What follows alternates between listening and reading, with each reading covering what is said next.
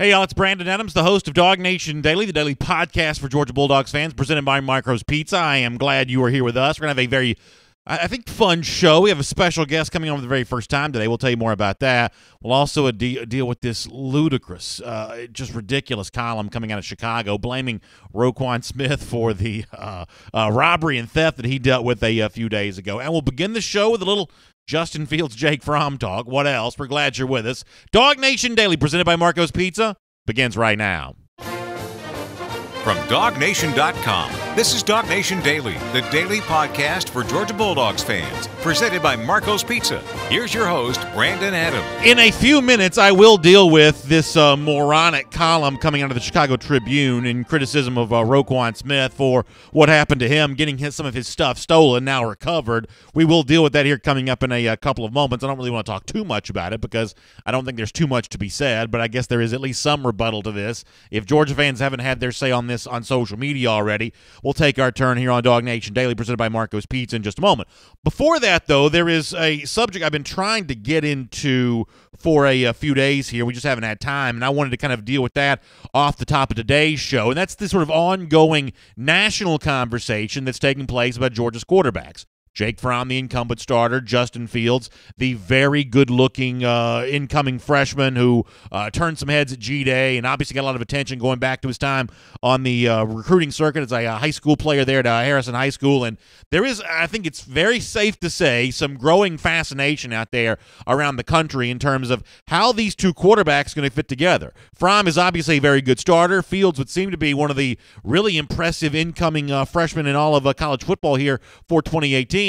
What's it going to be like having these two guys on the same roster at the same time, and is there enough playing time for both these guys to be satisfied? The latest person to sort of be interested in this is Alex Scarborough from ESPN, and ESPN has its way too early top 25, and they sort of look at the big spring key takeaway for each of these top 25 teams, at least in their way too early ranking coming off the spring practice, and it's only a couple of sentences about each team. And for Georgia, the person assigned to write about Georgia was Alex Scarborough, and he talks about Justin Fields, which in itself is kind of interesting. He says that Justin Fields is ready to get on the field right now. Does that mean he'll unseat Jake Fromm as the starting quarterback? No. But Fields is too good an athlete and too capable a passer for Kirby Smart and the coaching staff not to find certain packages that allow him to play meaningful snaps right away. And it's that phrase that, hey, he's going to play meaningful snaps right away. Not something he works into over the course of a freshman season or sits for a year and then maybe has some of that in 2019 or simply waits his turn for Jake Fromm to exhaust his eligibility. According to the ESPN writer here, Justin Fields ought to be playing meaningful snaps right away. Not unseating Jake Fromm as the starter, but playing in some important moments and some important ball games from the very beginning of the season. And I think for the most part, Georgia fans, at least in some form or fashion, there's some agreement on that. I mean, if you follow our comment sections here each and every day, you see sort of a wide-ranging degree of disagreement here in terms of, people already kind of siding with Fromm, people kind of already siding with Eason. That was a bit of a Freudian slip. Already kind of siding with Fields. But for the most part, if there's a Venn diagram of sort of overlapping opinions here, the one thing that you do get some sort of overlapping opinions on is that Fields is probably at least good enough to play some, right? And even if he's not overtaking Fromm, he's probably at least good enough to be on the field some here based on what we saw during G-Day. But I think where some Georgia fans may have a little bit of a problem with the ESPN issue here is the ESPN, blurb on Justin Fields is if you want to talk about like the main key spring takeaway for Georgia coming off the spring, I don't know that you're going to mention Fields on top of all the other issues that Georgia fans are paying attention to right now. Fields is certainly interesting. On a national level, he's clearly compelling because he's a five-star player. But is that more important for Georgia's success in 2018 than how Roquan Smith is replaced at the inside linebacker position, how even guys like Davin Bellamy and Lorenzo Carter are replaced, how Georgia evolves here in year 3 of Kirby Smart? aren't those issues here more significant than what's maybe going on with Justin Fields and Jake Fromm? This is more of a curiosity born out of the potential for controversy than it is a curiosity born out of this ultimately what's going to decide if Georgia gets back to the college football playoff. So from that standpoint, maybe some Georgia fans have a bit of a problem with that. But the overall takeaway from the ESPN writer here is that Fields is a player worthy of playing. I think a lot of Georgia fans would say, yeah, you know what? That's probably true. In fact, even Kirby Smart, if you want to go back to G-Day, which is the only time officially we've seen Justin Fields in a Georgia uniform, even at the time, Kirby Smart seemed to kind of agree with that. He certainly had some nice things to say about Fields coming off his first spring in Georgia. Here is what he said then. He's gotten better. He's more comfortable with the offense, but I'll be honest, I never felt like he was like behind with the offense from day one. He's done such a good job coming in and learning. It's not like it's been a growth process. He's gotten more confident. He's able to move around in the pocket and create some things when things break down. So he's able to do all those things, and that's one of the things we saw from him back at Harrison High School. It's one of the things we expect to see from him in a Georgia uniform, and that's why a lot of Georgia fans will think that he will play some here this season. But where things could potentially get tricky and where Kirby Smart is going to earn that $7 million a year salary is, how do you satisfy the need to play Justin Fields because of his dynamic athletic ability and the opportunity to sort of keep playing Jake Fromm because of how good he expects to be in his sophomore season? I mean, after all, go and look at some of these rankings that are out there of top quarterbacks in college football for 2018. You see Jake Fromm very high on most of these lists, very high. The kind of quarterback that's expected to capitalize in year two after learning a lot in year one, maybe even being better in year two. How do you find enough room for both these guys? You think about this in the sort of basketball terminology of finding minutes and finding touches. How do you keep both of these guys happy? I mean, it almost becomes the kind of thing that some recruits might be paying close attention to because different recruits have different relationships with different these quarterbacks. I mean, I'll go back to the audio that we heard from Justin Fields, I should say from Jaden Hazelwood not too long ago. Jaden Hazelwood, and talking about one of the reasons why he sort of maintains his commitment to Georgia, and one of the reasons why he's excited about Georgia. In the discussion about that, Justin Fields' name comes up pretty prominently. Here's a reminder of that from Jaden Hazelwood. What do you think right now keeps you strongly committed to Georgia? Just the staff. I mean, but I'm not going for a staff, to be honest, though. But I know that my boy Justin going to do right by me if I go there. So he says that he knows his boy Justin Fields is going to do right by him when he goes to Georgia, and ultimately that's indeed what's going to happen. I would imagine that Jaden Hazelwood ends up catching a lot of touchdown passes from Justin Fields in a Georgia uniform. But I would also guess that recruits like Hazelwood, many of these others for 2019 that do have strong relationship with Justin Fields, they're probably going to at least want to see Fields on the field in some fashion here in 2018 to see him sort of making a name for himself early, to make them feel better about the relationship what they have with Fields, and one of the reasons why they were interested in Georgia to begin with. Ultimately, though, I think the bottom line of this entire discussion, though, is that while we may not know how all this is going to play out, it may feel like a mystery of how does Georgia get Justin Fields involved, and how quickly does that happen? Is he a big part of early games like South Carolina? Is he only playing in mop-up duty? For now, as I said, that is a bit of a mystery.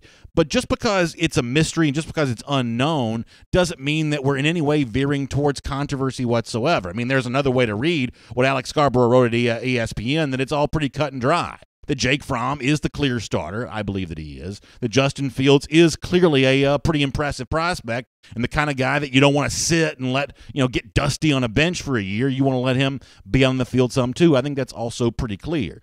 As I've said over and over again, I don't believe it's ever a bad thing to have good players. Georgia happens to have a couple of them at the same position. And just because that's quarterback, a position that you typically think of as only room for one guy, doesn't mean that it's going to work out poorly for Georgia to have both these guys. I think Georgia fans are going to trust Kirby Smart and the offensive staff to figure all of this out. And I think for the fans like me and you who are going to watch all this play out, I think it all should be pretty entertaining. My name is Brandon Adams, and this is DawgNation Daily, the daily podcast for Georgia Bulldogs fans. We're presented by Marco's Pizza, and we are glad you are with us on video, 10 a.m., DawgNation Facebook, YouTube, Twitter pages. You can check us out live on video there. On the radio at noon on Athens Sports Radio 960 The Rep, and in podcast form on SoundCloud, on Apple Podcasts, Android devices, the world-famous DawgNation.com. We're glad you have checked out our program today, and as we said, we are brought to you today by Marco's Pizza, and this Mother's Day, which does come up on Sunday, give Mom more than just a slice of your time. Give her pizza. You can get 2 medium, 2 topping pizzas from Marco's for an everyday value of just $7.99 each. That's one for you and one for her. You can order today at marcos.com. I think that's a great value and a great offer. My family actually took advantage of that earlier this week, and sharing a little pizza with Mom on Mother's Day, that seems to be a pretty good idea for me here as well. Later on today, in really just a couple of minutes, I'm really excited about this. For the very first time here on DawgNation Daily, presented by Marco's Pizza, we're going to welcome in a special guest. We're going to talk to David Johnston. You know, I always say on our show that we're on the radio at noon on 960 The Ref. David's the morning show host there for Athens Sports Radio 960 The Ref, and he's a great follower of Georgia football for a long time. He also happens to be one of the broadcast team members for UGA baseball. You can hear all those Georgia baseball games right there in Athens on 960 The Ref. And Georgia baseball is in the midst of quite a turnaround season here, and they head to Florida this weekend to play the number 1 ranked Florida Gators. So I thought this was a kind of a good day to sort of check in on the situation with UGA baseball. We'll do that with David Johnston coming up in just a couple of minutes here. Let me now, though, deal with a subject that is a little bit annoying, a little bit irritating. I'm not going to lie to you about that. But we probably should at least spend a minute on this. You know, Roquan Smith was the victim of a robbery and a theft from his car, and some of the items that were taken were like his prized possessions, his helmet he wore at Georgia, some of the jerseys. These are priceless artifacts. These are, souvenirs he's going to want to hold on to for the rest of his life. And I think a lot of Georgia fans were rightly just devastated on his behalf that this stuff was taken from him. But at least it seemed like it was a story that was going to end well with really good news, as a lot of these items were recovered. Great work by the police to kind of get this done. Roquan Smith himself, in fact, took to social media to thank the police and thank the fans for sort of teaming up to sort of help get this crime solved. Here was Roquan Smith, what I thought providing a happy ending to all of this. Good morning. I would personally like to thank everyone for their kind words and prayers. As Athens Clarke County Police Department worked very hard to identify the individual responsible for this. It was definitely huge. I would also like to thank the many of you that spread the information over various social media outlets. Due to the prompt attention by Athens Clarke County Police Department, I was able to recover most of my items as well as the individual being identified. Just like to thank you guys so much. So that was what we thought was the good news, the end of this story. Somerville News, if you saw us on video there, had a great photo of the police recovering the stuff from Roquan. That's the end, right? Well, apparently not. Steve Rosenblum, who's a columnist for the Chicago Tribune of the city in which the Bears play in, the team that just drafted Roquan Smith, in his column on the subject, he actually criticized Smith for getting his stuff taken from him. I want to read you a couple lines here. He says, it's entirely possible that Smith did everything right and packed his car in preparation to drive from Athens to Lake Forest this week for his first minicamp with the Bears before becoming after becoming the number 1 pick several weeks ago. This would be the best possible scenario. That would be the scenario that Smith and the Bears need to be true in order to minimize this laughable episode. Or it's possible we're looking at a new and exciting turn in pratfalls for the Bears draft picks, because it doesn't sound as if Smith, the man the team and player himself described as a leader, did everything right. So this is just an example of what there was a lot of in this column, which is criticism of Smith for his role in getting his stuff stolen from him. At one point in time, he even sort of asked some kind of accusatory questions about the fact that Roquan's driving a new BMW. Obviously, he's a first-round draft pick. I'm sure he's got a line of credit with his agent. He's signed, on the verge of signing a huge contract here with the Bears. This all seemed poorly placed and out of left field. And Georgia fans, if you may have seen, if you follow the social mediums here, had some real problems with it. And I think that justifiably so. And I don't have a whole lot to add on this subject other than there is a reason why people are moving from Chicago to a place like Georgia all the time, and you don't see the reverse of that happening very much. I think Steve Rosenblum's column here is an example of that. I'm sure he's not a Bears fan, but maybe representative of the fact that Bears don't know what they're getting when it comes to Roquan Smith, who is, I think, truly a true leader in every sense of the word. I'm glad he got his stuff back. And, frankly, at one point in this Rosenblum column, he talked about the Bears playbook as if it was the Bible. I think that's part of the reason why the NFL kind of rubs me the wrong way a lot of times, because there's this sort of sanctimony about the genius of NFL coaches that put this playbook together. I've seen the Bears defense the last couple of years. If that's the playbook they're working off of, they maybe ought to think about changing that up a little bit. So the criticism here of Roquan Smith, I think, is completely out of left field and totally out of bounds, frankly, and I think most Georgia fans kind of agree on that. All right.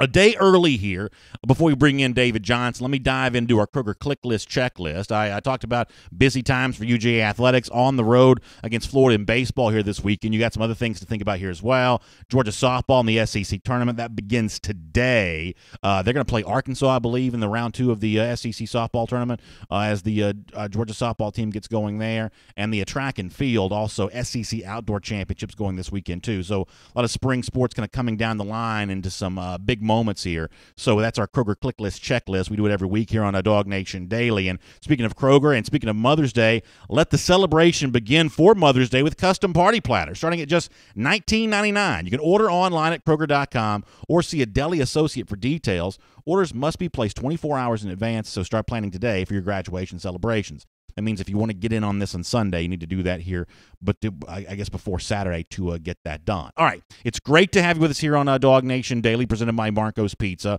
As I said, Georgia baseball got a big weekend coming up. Let's find out more about that as we welcome in David Johnston right now. And you can hear him every morning on our radio partner, Athens Sports Radio 960 The Ref. He's been doing that for a long time and has been a part of the Georgia baseball broadcast for a long time as well. It is David Johnston making what I believe is his first appearance here on DawgNation Daily, presented by Marco's Pizza. David, thanks for your time this morning. How you doing? I'm doing well, Brandon. Thanks for having me on. Looking forward to chatting with you. And I like that I've elevated myself to just. He's been doing this for a long time. That's right. You are a veteran in the ranks now. That's right. And I want to talk to you about where you'll be this weekend in Gainesville, the Georgia series against Florida. Obviously, on this show, we always love to see the Dogs knock off the Florida Gators. Let me get a couple thoughts from you on a couple subjects before that, including a couple of things that I mentioned on the show before you got here. Obviously, the Jake Fromm, Justin Fields conversation continues to be interesting. I read some comments earlier from an ESPN writer on that subject, thinking that Fields will play, get some meaningful snaps this season for Georgia. You're talking to Georgia fans on the radio every single day. What are your listeners in Athens saying with the Fromm Fields thing right now? It seems like for the most part, fans are curious, but this is not really veering into the stratosphere of a controversy yet. How are your listeners sort of weighing in on Fromm and Fields right now? It's almost a little bit like it was last year when it was Eason and Fromm, where Eason's the guy coming in, but you want to see what the new guy looks like, and he goes out and has an impressive spring game, and you're thinking, hey, this is great. We got competition at the quarterback position. This is going to be a lot of fun. And Eason starts, and all of a sudden he gets hurt. You're like, oh, this isn't exactly how we envisioned this. And then Fromm goes out and has the terrific season that he had. It's almost like it's the same thing going again this year. It's like, all right, let's see what the new guy looks like, who got all of his hype, and then you see him and you're like, well, it's not really high. This guy looks like he could be really, really good too. It's not just the clippings and the headlines and stuff. So most people I talk to around here are like, they just feel like with Coach Chaney, they're going to know how to use Fromm and Fields together, and we're going to see kind of a balance. I keep hearing everybody talk about David Green and DJ Shockley, that may try to be some kind of situation like that where we're going to see both of these guys. But, hey, the great problem to have, it's better to have 2 5-stars than 0. So I know a lot of people are certainly looking forward to seeing what's going to happen with that. Yeah, I completely agree with you, Dave, and I thought you said that really well, that just because we don't know how this is going to turn out doesn't mean it's going to turn out badly. We'll all be sort of, I think, curious to see how do they fit in together, but I think there is a very good chance that this coaching staff, and you mentioned some of the names in particular, like Jim Chaney and James Coley and others, they find a way for these two pretty good-looking young stars to sort of coexist at the same time, not on the field together at the same time, but in games, both playing, at some point. I think there's a chance this Georgia coaching staff figures out a way to make all of this work. No, there's no question about it. And Fromm's a terrific player. We saw that last year. I mean, he's got a lot of those things that are hard to define, that it factor that people like to talk about, and carrying Georgia all the way to the championship game. But God, you see Fields, and it's so dynamic, and you're thinking athletically, you can't keep him off the field. I mean, it's one of these things where if he pans out to be as good as he is, there's no need to redshirt or anything like that. So how do you get both of these guys on the field at the same time? And I think we're going to see Coach Chaney and the other coaches, even Coach Smart, they're going to get it figured out. I think if there's a little bit of a growing pain with it, maybe a little bit, I don't know, but I think the end result's going to be really, really good. Before we talk about Georgia baseball and the fantastic season they're having and a big series coming up this weekend, let me squeeze in one more thing here. What's your take on the Chicago columnist who really kind of went in on Roquan Smith? Obviously, Georgia fans on social media have had at it with all of that. They are not too happy about any of that kind of stuff. What did you make of blaming Roquan for getting his stuff stolen? Yeah, I know. It's like, yeah, this is a terrible draft pick for the Bears because his car got broken into and his stuff got stolen. That's what it seemed like to me. And I don't know the columnist.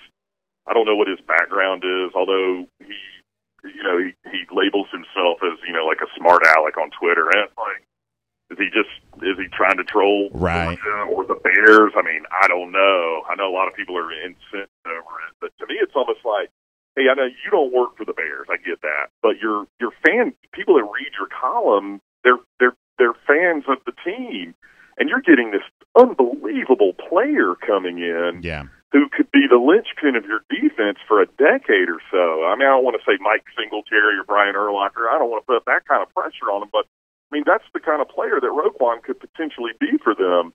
And you want to start out with your fan base by writing a story like that. That's just a terrible take and just a horrible reach. I find that kind of surprising. But I think knowing Roquan the way we do, I mean, he's just such an unbelievable player. He'll win these fans over and that kind of thing. But it's just I thought it was just a dumb take to start out with. It's like, his editor gave him 15 minutes to write a column, and that was all he could come up with. Yeah, I think that's well said. I'm also seeing some comments on social media that he's actually apologized. On our Facebook comment section, someone's mentioning that he's apologized for what he said about the BMW. Yeah, he issued a mea culpa about the BMW thing, but he was kind of implying a little bit. It's like, hey, where did you get that BMW? Right. But other than that, he didn't take anything else back. So it was kind of a half-hearted apology. Sure. So obviously, you're part of the Georgia baseball broadcast team, and you guys do a great job on that. You and Jeff Dan. So that seems like a really fun gig. At Florida this weekend against the number one team in the country, and this is a Georgia baseball team that is in the midst of a bit of a renaissance, given obviously what has been pretty disappointing seasons here now for a while under Coach Scott Strickland. Why are things so much better this year? Obviously, I'm sure you're enjoying seeing the turnaround, but how is it exactly taking place? Well, that's a great question, and Coach Strickland has done a couple things differently this year. Well, first of all, had a bunch of freshmen that are now sophomores, and he had a good recruiting class from 2 years ago, and these guys are now sophomores, and they're the Aaron Shunks and the Cam Shepherds and the Tucker Bradleys and some of the others I'm leaving off right off the top of my head that are having terrific seasons. Georgia did get a new pitching coach, and our volunteer coach, and I can't see me, but I'm saying volunteer coach in air quotes because Pete Hughes is here with us this year. He was the former head coach at Oklahoma. He's basically kind of between jobs, but he is a terrific guy and a great influence on these guys. But the new pitching coach, Sean Kinney and Pete Hughes, have really, really helped out a lot. So we've got some different coaches here. I think this team was going to be better. I mean, I felt like that anyway. I didn't know that they were going to be playing as well as they have all year long. But those are the things that have really helped this year. But you've had, your guys be guys, and that's what Georgia's had. Keegan McGovern comes back for his senior year. He's having an unbelievable season. He did 13 homers. Aaron Shunk, who is Georgia's third baseman and closer, he broke his thumb in the middle of last year, missed the second half of last season. He's been dynamite this year. Cam Shepard, his batting average is a little bit off, but he's still one of the best shortstops in the country. And where Georgia, you weren't sure if they were going to be as good this year, maybe the bottom of the order, they'd had guys come through like Georgia's catcher, redshirt freshman Mason Meadows has had a great season. L.J. Talley at second base has had a big year out in the field and has come up with some big hits too. So it's just basically been just that next step, and these new coaches at Georgia, that they got on the staff have done a great job. So obviously we've seen Georgia dominate Georgia Tech here. That was exciting to see at SunTrust Park again the other night. Now it's another rival after long winning streak now against Georgia Tech that's been kind of put together, including a season sweep for this year. Now it's another rival, number one Florida. Obviously we'd love to see the Dogs knock off the Gators here. What would you say is the outlook for this series coming up against Florida? Well, let me say this. Florida's really, really good. And Yeah. the two guys that are going to be pitching for them tomorrow night and Saturday could both go in the top 10. And I'm not saying 10 rounds, top 10 overall picks. So we're going to see two really, really, really good right-handed pitchers. Florida's got great pitching. And, you know, so Georgia's playing at Florida this weekend, and Arkansas comes to Athens next weekend, and they're leading the West. So you've got, record-wise, between Georgia, Arkansas, and Florida, those are the top three teams in the league right now. If the Dogs could go 3-3 these next two weekends, they will have set themselves up to probably host an NCAA regional.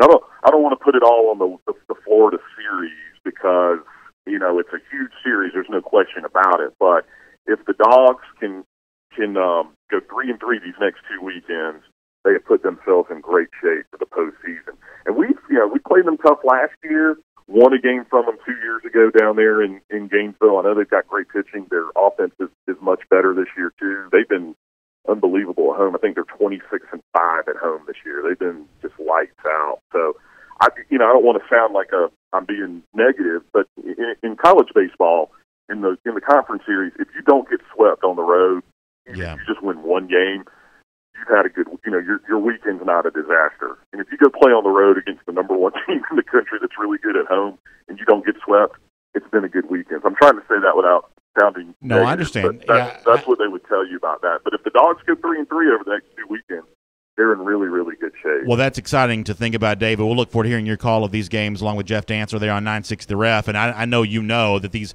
college baseball postseasons can be incredibly fun. We haven't seen one around Athens in a while, but it's a fun thing for a lot of our viewers and listeners to sort of jump on the bandwagon for us. We head towards the end of the regular season here. We'll look forward to hearing more of your calls on that and hopefully have you back here on our program again to talk about it again very soon as well. Would love to do it. And by the way, it's a great group of guys, too. And they deserve it. And there's plenty of room on the bandwagon. So anybody that wants to jump on, please do, because it's been a lot of fun already this year. And hopefully there's some good times more to go here as well. David, thanks, Brandon. Yeah, thanks so much. That's David Johnson there from Athens Sports Radio 960 The Ref, a terrific broadcaster. He and Jeff Dancer, I said this before, what an awesome gig that'd be. It's like, these SEC towns in the fall are obviously great, but, they're sort of taken over by football, You go to these same towns for like spring and summer, you get to sort of relax and sort of, stretch out a little bit. Beautiful weather that time of year. College baseball, I mean, admittedly, I am not a college baseball expert, nor have I, sort of lived and died with college baseball over the course of my life, but I have been to enough games to know that it's a pretty fun product. And, when the postseason comes around, and this is not a commercial, I don't have to do college baseball commercials, but when the postseason comes around, I mean, it is a pretty fun thing. I've been to some super regional games before. I don't know that I've ever been to a regional game, but I have been to a super regional game, and it's a good time. So I hope to see the Georgia baseball program kind of keep that going. I have a very important DawgNation daily announcement to give you in a couple of minutes here. Let me go back to what we were talking to David Johnston about a minute ago. And by the way, check him out on the mornings at 960 The Ref. Steve Rosenblum, I didn't see this morning, but it is up, and it's apparently been up for a while. It is a bit of a mea culpa, as he calls it, or an apology to Roquan Smith. He says, I screwed up. This is Steve Rosenblum, Chicago Tribune. In this space Wednesday, I wrote about Bears first-round pick Roquan Smith having some valuable stolen, including his Bears playbook, his iPad. Those items were taken from Smith's 2018 BMW X5 while it parked near his apartment. I criticized the Georgia linebacker for not only failing to protect the team-issued iPad, but also perhaps contributing to the incident. He says, I was sloppy and unreliable when writing about his new car, essentially saying that it was wrong for him to suggest that the new car was somehow an improper NCAA benefit. I don't have time to read the whole thing here. He says, I screwed up. I lumped Smith in with those gaining impermissible benefits. I was wrong. I apologize to Smith and the University of Georgia for that. So obviously that's a pretty big blunder on his part to have to go back and apologize for that. It sort of negates almost anything else he wants to say there. And I mean, yeah, listen, you leave every parking lot, it says, make sure that you don't leave valuables in your car, make sure you lock your door, but that still doesn't make it right to blame the person for getting the stuff stolen. This is a guy who seems to be too quick to want to, get some attention for a column and maybe didn't have all his facts together when he was doing that. Obviously, that's a pretty big blow to the Chicago Tribune for Rosenblum to have to apologize for that. I would say the Georgia fans probably played a pretty significant role in getting that done, so kind of interesting that Rosenblum is already backtracking on what he wrote about Roquan Smith only about a day or so after having initially written it. All right, so that is that. Let me give you a quick DawgNation Daily presented by Marco's Pizza announcement. You may have heard on Thursday, and if you're a regular listener to the program, this may have caught your eye or caught your ear a bit, that we did our Kroger Click List checklist. Normally we do that on Friday heading into the weekend. We did that today. The reason why is because there will be no DawgNation Daily tomorrow. We are going to not be in here. I'm actually taking the day off to go volunteer at my son's school. So I wanted to do that for him before the school year ends and kind of be there with his teachers and everybody doing a great job there at his school. So there will be no DawgNation Daily tomorrow. Want to go ahead and give you a heads up on that right now. We'll obviously be back again on Monday at 10 a.m. live or in the podcast form whenever you check it out after the fact. To our friends in Athens on the radio, we'll obviously see you back again on live on Monday as well. So no DawgNation Daily tomorrow, but we will look forward to seeing you back here again on Monday. And obviously, some of the stuff that happens over the weekend, we'll kind of collect that and deal with that all together on a Monday. SEC Country Live, like always, this afternoon at 3 p.m. Eastern Time. Just no episode of DawgNation Daily tomorrow, either on the podcast or on the video. So enjoy your weekend after our show is done here today, and we'll look forward to seeing you on Monday. But for now, don't go anywhere yet, because there's plenty more of DawgNation Daily still to come right now.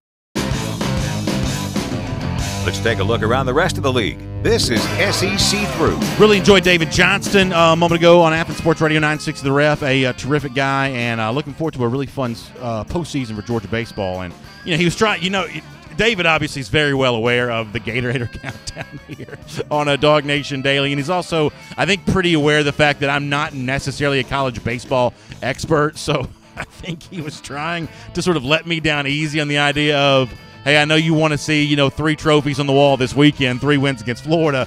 This is the number 1 team in its own stadium. You're going on the road to play them there. I think he was trying to level set our expectations on that, which I guess I do appreciate. Kind of interesting stuff from David in that regard. Let's do our SEC through. And, of course, hope you'll check out SEC Country Live, 3 p.m. Eastern Time this afternoon on the SEC Country Facebook page. I'll also tell you that our Dog Day Q&A is coming up in just a moment. We have a good one today. We'll give you a chance to weigh in on that. Before that, though, first story I want to get to from the SEC world here. CBS Sports has ranked its top 25 coaches in college football for 2018. Now, they've done them all, but we're only going to deal with the top 25 for right now. There are SEC names on this list. Nick Saban is at 1. Jimbo Fisher, somewhat surprisingly, at 4 from Texas A&M, the brand-new SEC coach. Kirby Smart's at 8. Dan Mullen's at 13. Gus Malzahn, despite just signing a $7 million contract extension, comes in at only number 14 on this list. And if you're Auburn, I think you got to feel like, man, now I don't know that they're putting a whole lot of faith and trust in these rankings, but if we assume that those are correct for a moment, if you're Auburn, do you feel good about spending $7 million a year on a guy that's 14th best coach in the country and no better than, 3rd best coach in the SEC West, behind even Dan Mullen down at Florida, if you want to bring the SEC East into it, and a 3rd-year coach in Kirby Smart? If you're Auburn, that's probably a little bit stinging, a little smarting there overall, no pun intended. I think that Malzahn's probably a better coach than that. I think he's a better coach than Dan Mullen, but if you're Auburn, you can't be loving that. As far as the overall national list goes, I'm going to run through some of these kind of quick. Saban, no doubt, 1. Urban Meyer, 2. Dabo Swinney, 3. That top 3, there's very little debate on that. Jimbo Fisher at 4. It's one of the reasons why I'm high on A&M for the future here. Although if I was having to guess how CBS and Tom Fornelli's the writer here, I don't know if it's just his opinion that counts, but he's the one that actually wrote it all up. Would I have put Jimbo Fisher at 4? I'm not quite sure that I would have. Then you got Chris Peterson at 5, Gary Patterson at 6, David Shaw at 7.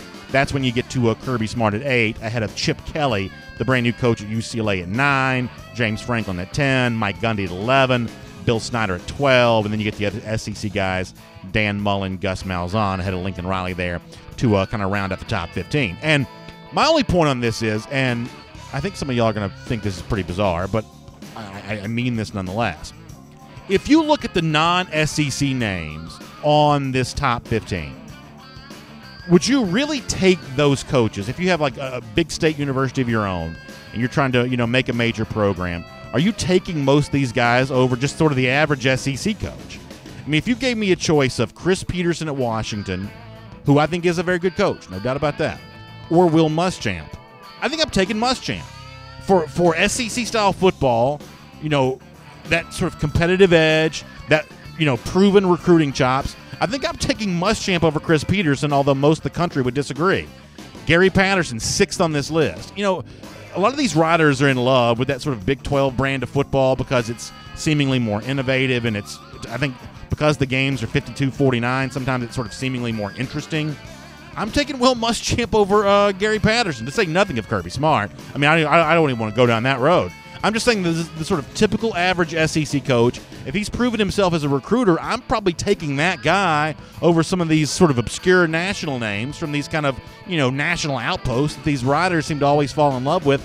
I'm probably taking Muschamp over that guy. Speaking of Muschamp, one of the reasons I feel that way, he was on one of his spring speaking tour, circuit events, and he gave some pretty blunt talk to South Carolina fans about how, they had turned the corner there a bit, but there was still a whole lot more to be done. And he used a phrase in particular, and I'm sure we'll probably end up talking more about this on SEC Country Live later on this afternoon, but he said, hey, don't confuse progress with accomplishment.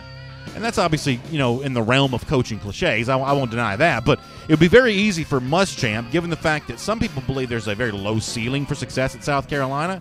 It'd be easy for Will Muschamp to pretend like what has happened there, winning 9 games a year ago, things of that nature. It'd be easy for him to pretend that it is success, that this is what success looks like, and let me pat myself on the back. Instead, Muschamp seems to believe in himself enough to believe that there's a sort of another level for South Carolina to go to. Now, I don't know if it gets there. I think they're the second best team in the East this year. Will they ever be a true threat to Georgia? Probably not. But is Muschamp better as a coach than a lot of people give him credit for? I happen to believe that he is. Let me squeeze in one more story here in our SEC through before we do our Dog Day Q&A for today. I saw where Justin McMillan had a message on social media. It may have been deleted by now. There are some websites that have a screen grab of it, where he talks about loving this game too much to be toyed with. This seems to be an obvious reference to the rumors that Joe Burrow is going to meet with LSU, the former Ohio State quarterback, about transferring. And this is the tricky thing when your school gets connected to one of these transfer names, especially at the quarterback position. You run the risk of really harming the reputation of the quarterbacks that you do have and potentially messing up your team chemistry. Now, I don't think that Justin McMillan's done enough as a quarterback to be mad about anything and any other name thrown into the hat of competition with him, but this is why these sort of situations are not all upside. There is some risk associated. If Orgeron and Dan Mullen at Florida chase after this transfer quarterback, the quarterbacks they currently have are not going to be too happy about that. And maybe the message from McMillan's the latest example of that. We will make that your SEC through. And here on DawgNation Daily, presented by Marco's Pizza, we're going to continue doing our Dog Day Q&A during this portion of the program. I've been very happy with how well this has been received in terms of the people who comment on this every single day and the people who I sort of hear from after the fact. A lot of radio listeners or podcast listeners that can't react in real time. They sort of react after the fact. It's been really fun. And for those of you that don't get a chance to watch the show on video, you should know that when our regular broadcast ends, we kind of keep the conversation going in the comment section for a few minutes after that fact. That's always really fun.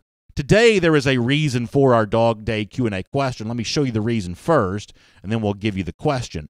The UGA Football Equipment Office had a tweet about sort of reorganizing their locker rooms there, their storage areas there, and it got some attention because you see the 3 jerseys for Georgia. You see the red on the far left, you see the white in the middle, and for those of you not watching, prominently displayed in the screen here are the black jerseys for Georgia, which a lot of fans like, but Georgia famously sort of did not wear a season ago. The equipment office saying, hey, new jersey storage has been installed, but those black jerseys there, Georgia fans did not get to see those last year, and some Georgia fans are a little disappointed about that and even said so in Twitter responses to the UGA Football Equipment Office. So our Dog Day Q&A question for today is, are you a fan of alternate uniforms, whether it be black jerseys for Georgia? Some of y'all get more creative about some of this other stuff that you'd like to see, and this is one of those things where it's not unanimous, but I would say that the majority of Georgia fans do want to see some version of the alternate uniforms. We do hear from some folks occasionally who like the uniforms the way they are without a whole lot of newfangled stuff thrown in there, but this is our Dog Day Q&A question for today, and we'll kind of dive into that and get some of those right now. And it looks like the Facebook comments, which were not working yesterday, are working better now. So we will check in on that. Yulia Ursal on Facebook says he's not worried about the uniforms. He just wants to win a national championship, and he wants to see the best team on the field, and that's all he needs to see. Trey Richmond also on Facebook says he loves the alternate uniforms, and I think that means he'd like to see more of them. Mickey Brady, though, says he likes the uniforms the way that they are. Terrence Eberhardt says, this is a fair question to ask. What's the harm in wearing alternate uniforms? So I don't know that there is a real significant harm to it. I have always sort of felt, though, when you turn on the TV to watch two other teams, and for me, Ohio State, sort of strangely, is very guilty of some of this kind of stuff. When you turn on the TV to watch like one of these other sort of major power teams, and when they're wearing an alternate uniform, sometimes they're unrecognizable. And, when you think about famous brands, they like for the brand to be recognized, to be easily noticed when you see it on TV. If Georgia wears two alternate uniform, like say the one it wore against Boise State in 2011, it just doesn't look like Georgia, and so your brand extension is sort of harmed by that. So I don't know that it's necessarily all that bad, but it's not all positive necessarily. Enrique Murillo on YouTube says, I enjoy the UGA blackout uniform. I definitely hated the Gators' new uniform. He means those swamp green deals. The Tennessee smoky gray uniform is a good alternate over the ugly bright orange. That's true. I actually probably like the gray for them more so than I like the regular orange. Uniforms don't increase production on the field. That is true. And I also agree with Enrique on that point, and would add to that I think sometimes the impact they have on recruits is overblown. Yes, recruits like the black jerseys at Georgia. They even like the Swamp Thing uniforms for Florida. I ultimately don't believe that recruits are choosing a school because of that, though. And so from that standpoint, this is all more a matter of personal taste and preference than it is any kind of significant impact or significant harm to the program. All right, so if you're watching us right now, we'll keep that conversation going on video here in a moment. And if you are listening, you want to weigh in, you can hit me up on Twitter at DawgNation Daily. And yes, I know, I have been incredibly behind on my Twitter responses as of late. I have gotten pretty behind on that, but I look forward to hitting some of y'all back on Twitter who've been reaching out to me lately, because I always enjoy the two-way conversation we're able to have there on Twitter at DawgNation Daily. For now, though, 170 days from right now, Georgia goes to Jacksonville. We think beats Florida in football. It's our 170 days away Gatorhater countdown here on a DawgNation Daily presented by Marco's Pizza. And I guess we are now, 1 day away from Georgia-Florida in baseball, the number one ranked Gators. It may be a long shot because I know the number one team is going to be good in its own ballpark. Boy, I'd love to see Georgia go in there and get that done. So we'll talk about that next week. Remember, no show tomorrow, but we'll be back on Monday. Y'all enjoy your weekend, and we'll talk to you Monday right here on DawgNation Daily.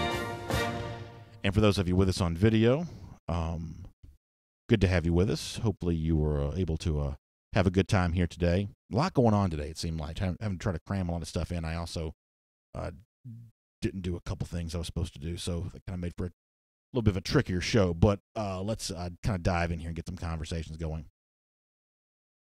Matthew McGahee says, bring back the true silver breeches. Now, that is one of the few sort of uniform-related topics that I think that almost every Georgia fan would probably agree with you on.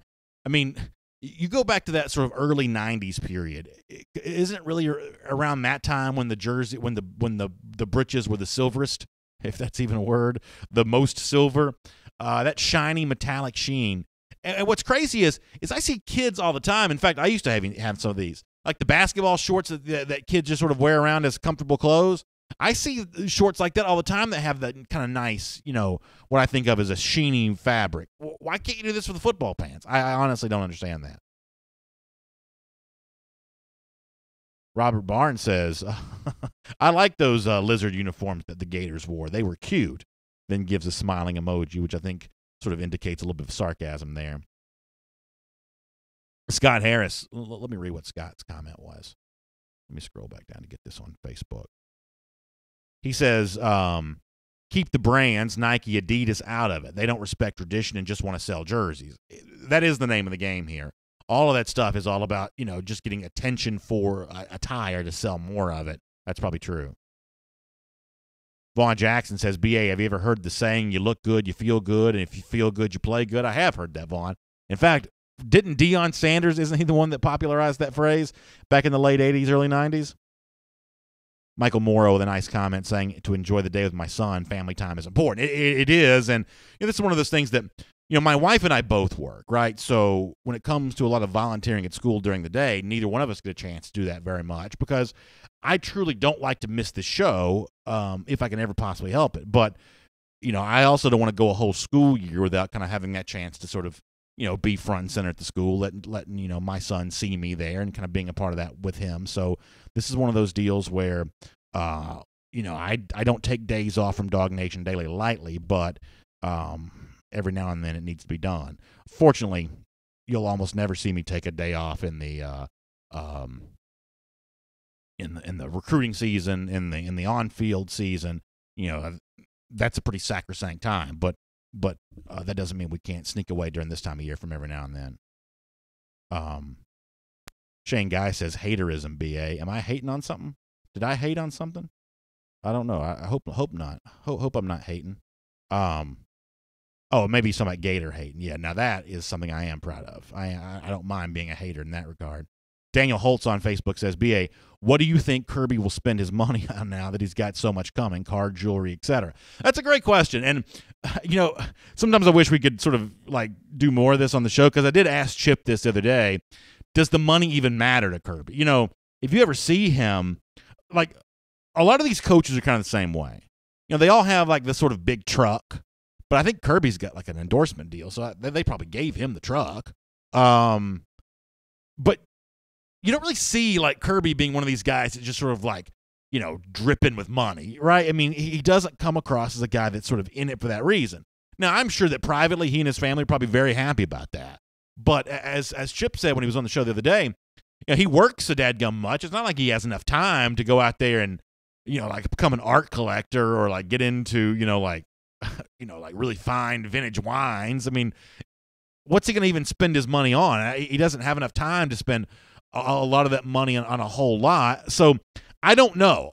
I've never had that kind of money, so I could be wrong about this. Maybe he's appreciative of the money and enjoying the money in sort of private ways that I know nothing about. But he sort of strikes me as the kind of person that would not be all that into it necessarily. Maybe Mary Beth is enjoying it. Maybe she's got some plans for it. I don't know about that. But I guess I am a little bit curious. Do you go out and what would you spend it on? Now, Kirby's also one of these guys that's not going to tell you. He's going to keep that a secret. He's going to keep that kind of stuff private. But what would a guy like that even buy it on? He spend it on maybe a mountain home. I think Chip mentioned that the other day. He's got the lake home. Can you even get the beach home if you get a beach home around here? I mean, I asked, not to name drop, but I asked Tommy Tuberville about this one time about, can you go on vacation to Florida? Can you go to the beach and just be at the beach? And he said, no, not really. That, for an SEC coach, just being at Florida is not, that's not really an easy thing to do. You're too recognizable in that place that time of year. So I'm sure the lake home kind of provides Kirby a little bit of privacy because you're not walking up and down the beach. The beaches are obviously public. So I would doubt that a guy like Kirby Smart, unless he wants to get it in Fiji, I doubt that a guy like Kirby Smart can even get a beach home, right? I mean, it's too public. Mountain home, maybe. I really don't know what Kirby Smart's going to spend this money on. I mean, if you're already making $4 or $5 million a year, that's already, over the course of a contract, for the most part, more money than you're going to spend during a lifetime, unless you just have a really expensive habit. But, the $7 million a year, I don't know. Is he some big investor? I wonder about that. I really don't know. But, Daniel, I do think that's a very interesting question. Let me get a couple more comments here. By the way, it's good to have the comment section working again. What a pain that was yesterday. Travis Ellis says, any chance of flipping Owen, or do you think his commitment is solid? Travis, I know that Jeff Sintel has said that he believes it's a solid commitment for Owen Popo, or at least pretty solid. For me, though, while I have great respect for Jeff Sintel, I'm not quite so sure I necessarily feel the same way that Jeff does on this.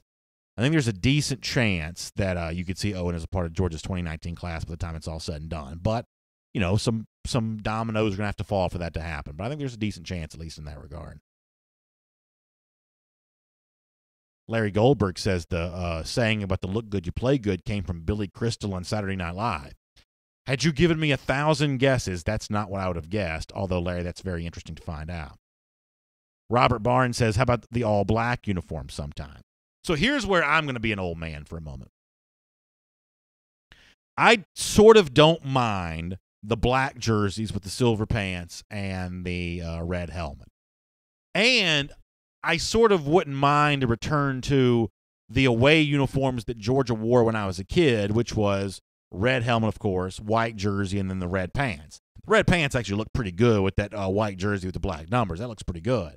But where Robert kind of goes is where I start to get a little bit, get off my lawn guy, because, I mean, if you start, going down this sort of slippery slope, it won't be 5 minutes before it's all black, or it's black jerseys, red pants, a silver helmet. I kind of don't want to see Georgia wear a different uniform every week. I just do. And there's a huge sort of generational divide on that. Like, one of our younger producers, Michael, would probably love to see that. I think it'd be a great idea. Silver helmets, black pants, red, all silver, just a different look every single day. I don't want to be sort of the victim of the old man, mentality here, but I do like a certain level of tradition.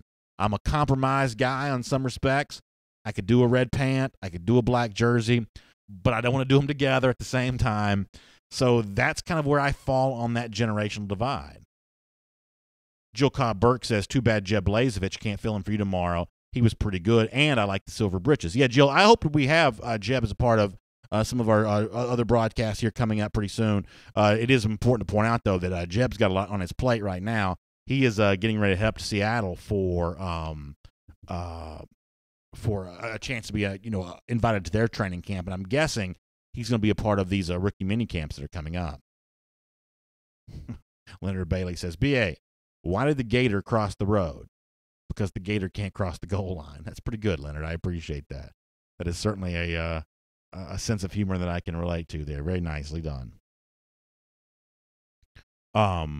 Dapper Dan with some nice stuff says, you can miss as many shows as you need to be a good father, and DawgNation will only respect you more. You're a great man in our eyes. Dan, thanks so much for that. Diedrich Frazier says, BA, are you considered a local celebrity at your son's school? I don't quite know about that. I'm not quite too sure about that, but I'm certainly grateful they're going to let me come hang out with them tomorrow for just a bit. Eric Edwards says, I like Mike Johnson's schedule idea. This is on YouTube, 9 SEC games, keep tech, throw in a home-and-home marquee, and open with Georgia Southern. Best schedule for the Dogs, in my honest opinion. So that's good stuff there from Eric Edwards. One way or another, here's what I believe. That if you want to fast forward like 10 or 15 years in the future, I think we're going to look back on the time in which Georgia played a team like Austin Peay as sort of the dark ages. And I'm not just picking on Georgia for this. Obviously, a lot of teams have, every team does some version of that kind of scheduling.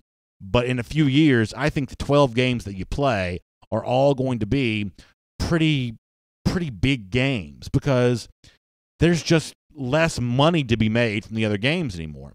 To even play a team like Austin Peay, like, what do you guess Georgia's probably paying Austin Peay to come to Athens? By the way, that's a bit of a tongue twister, paying Austin Peay. But what do you think they're probably paying them? $1.5 million? I mean, at a certain point, the TV folks don't want to televise those games anymore, because across the board, ratings are kind of going down. Now, the Georgia games, for the most part, got high ratings a year ago, but college football, just, composite speaking, the ratings are kind of going down here a little bit. So TV is going to push back against this. Attendance for these games is getting lower. College football's, popularity is dependent on having big games, and I think the market's just going to dictate more big games in the future. So good comments there when it comes to YouTube. Big Dog 95C says, we should do a blackout when Auburn comes to town. That's this year in November, by the way. Would be somewhat of the anniversary, I guess, of the original blackout from 2007. I have said this before, and I know y'all come to the show for my hip-hop opinions, but if Georgia wins that game this year against Auburn, they better play Soulja Boy again. Because, that was like the song that Georgia played after the 2007 game, and you had like Vernon Lundquist and Gary Danielson dancing in the CBS booth on that. And when Auburn beat Georgia in November this past year, despite the fact that the Superman song from Soulja Boy is like a gazillion years old now, and the kids that are students at Auburn probably don't even know what it is, they were cranking that thing in the stadium as a way of sort of, rubbing it in Georgia's face that Auburn had won that game. Now, DawgNation retaliation, we saw what happened the next time the two teams played. Actually, it's upside down. Let me try this one more time. DawgNation retaliation. We saw what happened the next time these two teams played. But nonetheless, they were cranking that Soldier Boy there for a while. So that's, to me, is going to be the new tradition. When Georgia wins that game this year, Soldier Boy and Superman better be played. So anyway, like I said, I'm sure y'all don't come to this show for hip-hop opinions, but that's kind of my opinion on how the Georgia-Auburn rivalry should be handled. Matthew McGahee says, I'm 100% committed to Kirby Smart's wine club. No interviews, please. Respect my decision. Yeah, that's pretty funny. I'd love the idea of Kirby Smart having a wine club. Sandy Puckett asking about Miriam Martin Corbin. Is she not here today? Oh, there she is. Yeah, okay. It is kind of funny. You know, I don't see every comment that comes in because I'm always, frantically trying to figure out everything else I'm supposed to be doing. But it is kind of funny when you go a long time without seeing a name.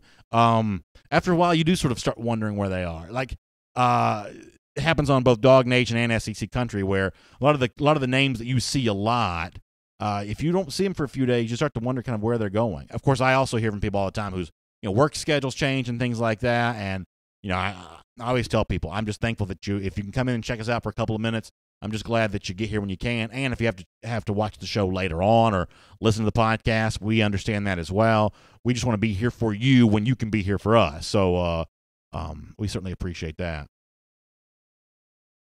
David Hamansky talking about a baseball team. I don't know if he's talking about the Braves or if he's talking about UGA, but a little baseball talk there from David. Interesting stuff.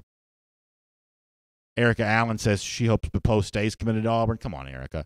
Come on. I'm just telling you, you want Owen Papo. And I know sometimes the games that recruits play can be a little irritating. Next week, we're probably going to talk about Dominic Blaylock, the wide receiver, doing the exact opposite of that. He's not taking any visits. He's totally locked down.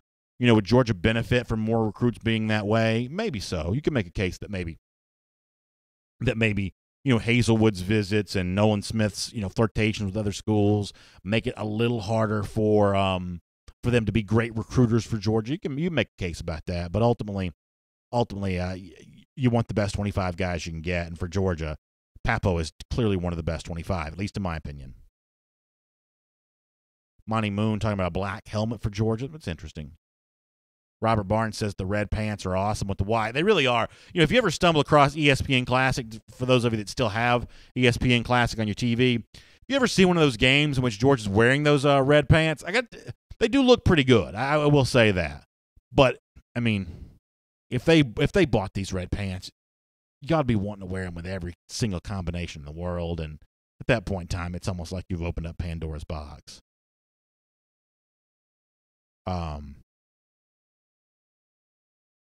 Dante Edey talking about the potential flip battle here for Chris Hinton. And that is still a name to watch here. And as Jeff said, if you flip, the older Hinton, the younger Hinton, who's a pretty good-looking offensive line prospect, is also in play for there. Miriam Martin Corbin says, how about Jeff Sentell filling in for tomorrow?